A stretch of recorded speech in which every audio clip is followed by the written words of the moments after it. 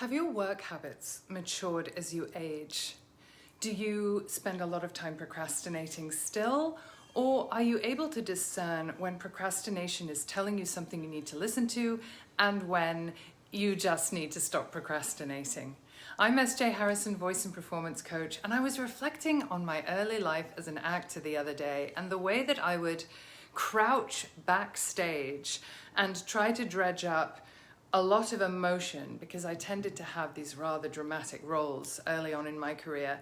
And then I would launch myself out on stage on a wing and a prayer. Now, I was prepared in terms of knowing my lines and having rehearsed, but having confidence in the emotional preparation that was required for performance and doing it in a calm and thought out way was not something I learned until time went on. It was one of those things that came with experience, along with what tools to use. Do you have a tool set for your work, and particularly for your performance or public speaking life, that really work for you? And do you take the time to set aside having a room of your own, such as, I always think of it as the 19th century men's library or study, or rather the man's library or study, where you can sequester yourself and no one's going to disturb you? For me, that's been really hard won. I've had to train my family over quite a period of time not to interrupt, and they're brilliant at it now.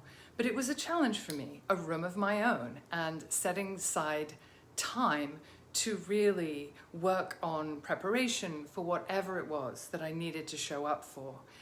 What it's come to me over this time, or rather what has come to me over this time, is that preparation is a way to respect what you're doing. It really fully honors the importance of what you're doing. And also, if you're coming to present in front of an audience, you're honoring that audience by really taking it seriously. Not seriously in the sense of not having a sense of play, but seriously in terms of really preparing for what you're doing.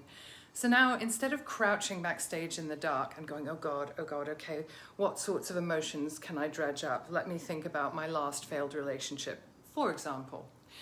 I now have a lot of things at my disposal that I can use, and I just take the time to layer in whatever emotional triggers I need to be using so that they're much more at my fingertips and I can calm myself before I go out and perform.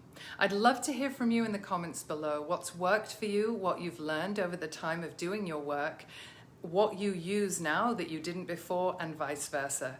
Here's to unlocking your performance power.